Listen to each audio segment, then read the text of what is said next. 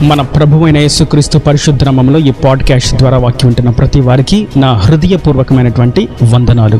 దేవుడు మిమ్మను దీవించునుగాక. సామెతల గ్రంథము 10వ అధ్యాయము 19వ వచనం. విస్తారమైన మాటలలో దోషముండక మానదు, తన పెదవులను మూసుకొనివాడు బుద్ధిమంతుడు. చదివినటువంటి వాక్య భాగంలో బుద్ధిమంతుడు అంటే ఎవరు అనేటువంటి ప్రశ్నకు సమాధానముగా తన పెదవులను మూసుకొని ఉండేవాడు, తన పెదవులను అణుచుకొని ఉండేవాడు, తన నాలుకను అదుపులో పెట్టుకునేవాడు, తన మాటలను ఆధీనంలో ఉంచుకునేవాడు, వ్యర్థమైన విస్తారమైన అనవసరమైనటువంటి మాటలు రాకుండా తన మాటలకు అడ్డుకట్ట పెట్టుకున్నవాడే బుద్ధిమంతుడు అని వాక్యం మనకు తేటగా సెలవిస్తుంది. బుద్ధిమంతులను గురించి మనం చూస్తాం, వారు దేవుని రాజ్యంలో నక్షత్రముల వలె తేజరిల్లుతారు అని. మరియు దేవుని వాక్యానుసారంగా జీవించేవారు బుద్ధిమంతులై ఉంటారు అని, ఆయన ఉపదేశాల మీద ఆత్మీయ జీవితమును కట్టుకునేవారు బుద్ధిమంతులై ఉన్నారని వాక్యం మనకు సెలవిస్తుంది. అయితే ఈ విషయాలలో మనం గమనించవలసినటువంటి శ్రేష్టమైనటువంటి పాఠ్యం ఏదనగా, మనం బుద్ధిమంతులుగా ఉందాము అని యోచిస్తూ ఆలోచిస్తూ నిలబడి ఉన్నాము అని అనుకునే లోపు విస్తారమైనటువంటి మాటలు, ముసలమ్మ ముచ్చట్లు, వ్యర్థమైనటువంటి మాటలు, బూతులు, సరసోక్తులు, మోసపు మాటలు, వారిని గూర్చి వీరిని గూర్చి వ్యంగ్యమైనటువంటి మాటలు, అపహాస్యాలు, ఒకరు లేనప్పుడు వారి గురించి మాట్లాడుకోవడాలు, ఇవన్నీ బుద్ధిమంతుణ్ణి బుద్ధిహీనుడిగా మార్చేటువంటి క్రియలు అని వాక్యం మనకు చెప్పకనే చెప్తుంది. మనం మన పెదవులను ఎప్పుడు మన ఆధీనంలో, మన స్వాధీనంలో ఉంచుకొనవలసిన వారమై ఉన్నాము. ఒకవేళ మన నాలుక, మన పెదవులు, మన మాటలు మన ఆధీనంలో లేవు అంటే వెంటనే గుర్తించాలి, అది బుద్ధిహీనత అని. మనం చాలా మందిని చూస్తూ ఉంటాం.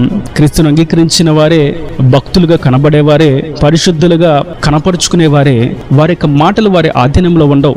వారికి కొంచెం కోపం వస్తే, కొంచెం వారికి నచ్చని క్రియ జరిగితే, కొంచెం వారికి అవమానం కలిగితే, కొంచెం ఎవరైనా లేని మాట కాని మాట మాట్లాడితే, ఇక వీరిలో ఉన్నటువంటి బుద్ధిహీనుడు లేదా బుద్ధిహీనురాలు బయటకు వస్తుంది. వారిలో, వారి అంతరంగంలో బుద్ధిహీనత దాగి ఉన్నది. బయటకు బుద్ధిమంతుని వలె ప్రదర్శించినప్పటికీ అంతరంగమున దాగి ఉన్నటువంటి ఆ బుద్ధిహీనత అలాగే ఉన్నది. అది లోపల స్థిరనివాసం చేస్తూ ఉన్నది. ఎప్పుడైతే పెదవులు హద్దు దాటి వ్యర్థమైనటువంటి మాట బయటకు వస్తుందో బుద్ధిహీనత బయటకు వచ్చింది అని అర్థం. కాబట్టి మన మాటలు దేవుని మహిమార్థముగాను, దేవునికి స్తుతి చెల్లించే విధముగాను, రుచికరముగాను, మాధుర్యంగాను, ఇతరులకు ప్రోత్సాహాన్ని అందించే విధముగాను మాత్రమే ఉండాలి. మరియు మనం మరొక విషయాన్ని చూస్తాం. ఇదే సామెతల గ్రంథం 15వ అధ్యాయము 5వ వచనంలో, మూఢుడు తన తండ్రి చేయు శిక్షను తృణీకరించును, గద్దింపునకు లోబడేవాడు బుద్ధిమంతుడగును. ఇక్కడ మనం చూస్తున్నాం, గద్దింపునకు లోబడేవాడే బుద్ధిమంతుడు. బుద్ధిహీనుడు తిరస్కరిస్తాడు, మాటకు లోబడడు.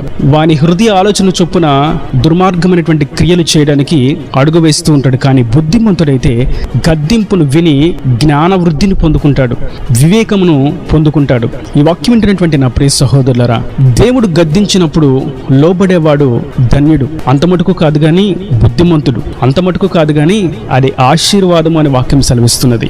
దేవుడు మన తప్పుల్ని ఎంచి చూపించినప్పుడు, దేవుని సేవకులు మనలో తప్పులను ఏలెత్తి చూపించి సరిచేయడానికి ప్రయత్నం చేసినప్పుడు ఆ గద్దింపును మనం విని లోబడి సరి చేసుకోవలసిన వారమై ఉన్నాము. ఒకవేళ ఆ గద్దింపునకు లోబడక నన్ను గద్దిస్తున్నారు, నన్ను తిడుతున్నారు, నన్ను వేలెత్తి చూపిస్తున్నారు, నా పనులలో తప్పును ఎంచుతున్నారు అని బుద్ధిహీనమైనటువంటి ఆలోచన యోచించి వారి గద్దింపునకు లోబడకుండా ఉన్నట్లయితే నిజముగానే వారు బుద్ధిహీనులు అని వాక్యము తేటగా సెలవిస్తున్నది. ఈ రెండు విషయాలను గురించి అనగా వ్యర్థమైన మాటలు మాట్లాడకుండా పెదవులను కాచుకునేవాడు మరియు గద్దింపునకు లోబడువాడు బుద్ధిమంతుడు. ఈ రెండు విషయాలను గురించి కీర్తనాకారుడు తన ప్రార్థనలో ఈ విధంగా ప్రార్థన చేస్తున్నాడు. అది కీర్తనల గ్రంథం 141వ కీర్తన 3వ చరణం మరియు 5వ చరణం. యెహోవా నా నోటికి కవలించుము, నా పెదవుల ద్వారమునకు కాపు పెట్టుము. ఇది నా నోట్లో వ్యర్థమైనటువంటి మాటలు రాకుండా నాకు కంచె వేయి అని ప్రార్థన చేస్తున్నాడు. సామెతల గ్రంథంలో మనం చదివినటువంటి విస్తారమైన మాటలు మాట్లాడకుండా పెదవులను కాచుకుని వాడు బుద్ధిమంతుడు అని చదివినటువంటి భాగానికి ఈ ప్రార్థన సరిపోతుంది. మరియు 5వ చరణాన్ని చూసినట్లయితే, నీతిమంతులు నన్ను కొట్టుట నాకు ఉపకారము, వారు నన్ను గద్దించుట నాకు తైలాభిషేకము, నేను అట్టి అభిషేకమును త్రోసివేయకుందునుగాక. ఇక్కడ మనం చూస్తున్నాం, నన్ను గద్దించేటువంటి నా కాపరులు, సేవకులు, దైవజనులు, ప్రవక్తల యొక్క గద్దింపుకు నేను లోబడతాను.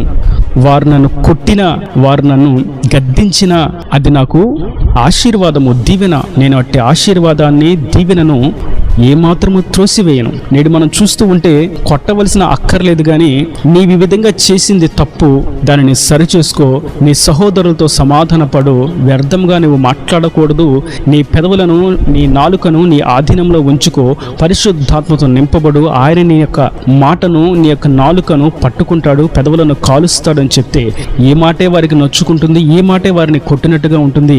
ఈ మాట చేతనే వారు గద్దింపుకు లోబడిన వారుగా సహవాసాన్ని విడిచి, సేవకుని విడిచి, అంతకంటే ముఖ్యంగా దేవునిని విడిచి లోకంలో కలిసిపోతూ ఉన్నారు. కారణం వారికి గద్దింపులో ఉన్నటువంటి ఆశీర్వాదము, తైలాభిషేకము తెలియకపోవడం చేత. మరికొందరు చూస్తూ ఉంటే దుష్కార్యములు చేయవారు, అబద్ధ ప్రవక్తులు, దొంగ బోధకులు, వారు పెట్టేటువంటి ఈ తైలాభిషేకము, తైలము, అభిషేకము, పరిశుద్ధాత్మ మా నోటిలో నుండే వస్తుంది, మా దగ్గరే ఉంది, మేము ఆయనను పట్టుకొని ఉన్నాము, మేము వదిలితేనే ఆయన వస్తాడు అని మోసపుచ్చు క్రియల చేత చేసే వారి యొక్క మాటలకు లోబడతారు. కానీ దేవుని వాక్యము చేత గద్దింపు వస్తే అదే తైలాభిషేకము, దానికి మనం లోబడి ఉంటే అదే మనకు అభిషేకము అన్న సంగతిని గుర్తించలేనటువంటి ఆత్మీయ గుడ్డితనములో అనేకులు మనకు తటస్థిస్తూ ఉంటారు.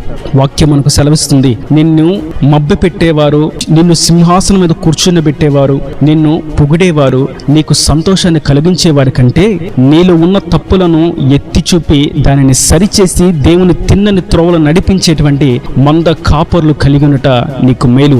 అప్పుడు మాత్రమే నీవు బుద్ధిమంతుడుగాను, బుద్ధిమంతురాలుగాను దేవుని ఎదుట నడువగలవు. ఒకవేళ అట్టి కాపర్లు, అట్టి ఆధ్యాత్మిక స్థితి, అట్టి ఆత్మీయ విలువలు లేని ఏ స్థితి అయినా, ఏ సహవాసమైనా, ఏ మందిరమైనా, ఏ పరిచర్య అయినా బుద్ధిహీనమైనటువంటి మార్గంలో నడుస్తున్నది. సాతానుగాడు వారిని చక్కగా నడిపిస్తున్నారు అన్న సంగతి వాస్తవము. కనుక ఈ వాక్యం వింటున్నటువంటి నా ప్రియ సహోదరులారా, పాపాన్ని ఎత్తి చూపించి గద్దించి సరిచేయబడాలి, పరిశుద్ధంగా జీవించాలి, పవిత్రంగా ఉండాలి, కుటుంబాన్ని పోషించాలి, భర్తకు లోబడాలి, బిడ్డలను జాగ్రత్తగా పెంచాలి, పాపపు ఆలోచనలు రానివ్వకూడదు, వ్యర్థమైన ముసలము ముచ్చట్ల దగ్గర కూర్చుండకూడదు, సమయాన్ని వృధా చేసుకోకూడదు, వేకువజామున ప్రార్థన చేయాలి, ప్రతి ఉదయ సాయం సంధ్య వేళ ఆయన నామమును స్తుతి చెల్లించాలి, ఆయనను జ్ఞప్తికి తెచ్చుకోవాలి, ఆయనను మరువకూడదు అని ఉపదేశించేటువంటి ఉపదేశాలు, ఆ గద్దింపుతో కూడినటువంటి వార్తలు, వాక్యాలు మనకు తైలాభిషేకము, వాటితో మన గిన్నె నిండి పొర్లుతూ ఉండాలి. నిజమైన స్నేహితుడు గాయములు చేయను. తండ్రి తను ప్రేమించే కుమారుని శిక్షిస్తాడు, మరియు శిక్షకు లోబడిన వాడు, గద్దింపుకు లోబడిన వాడిని గురించి వాక్యం సెలవిస్తుంది, అట్టివాడు దేవుని సంబంధి కాదు అని. కనుక మనము దేవుని యొక్క గద్దింపునకు లోబడి ఉండాలి, మరియు మన మాటలు దేవుని కొరకు ఉపయోగించాలి. మన నాలుక దేవుని కొరకే పనిచేయాలి. కొందరిని చూస్తూ ఉంటే శాపనార్థాలు పెట్టడానికి, వారు గొప్పవారని చూపించుకోవడానికి, వారి నాలుక ముందు, వారి నోరు ముందు ఎవరు గెలవలేరు అని, మేమే గెలిచామని ప్రకటించుకోవడానికి నాలుక తెరచిన సమాధి వలె భూసంచారం చేస్తూ ఉంటుంది. అయితే అట్టివారు బుద్ధిహీనులు అని వాక్యము తేటగా సెలవిస్తున్నది. మనమైతే కృపా వార్తను, కృపా మాటలను, దయగల మాటలను, మృదు మధురమైనటువంటి మాటలను, ఎదుటివారికి క్షేమాభివృద్ధిని కలిగించేటువంటి మాటలను, ఎండిపోయినటువంటి జీవితంలో చిగురును పుట్టించేటువంటి, ప్రోత్సాహపరిచేటువంటి దేవుని వాక్కులను వినిపిస్తూ, ఆయనను ఆరాధిస్తూ, ఆయనను స్తుతిస్తూ వినియోగించుటకే మనకు అనుగ్రహించబడినది. అది చేసిన ఎడల అది మనల్ని బుద్ధిమంతులుగా మారుస్తుంది, దేవుని కొరకు సాక్షులుగా వెలిగింపచేస్తుంది.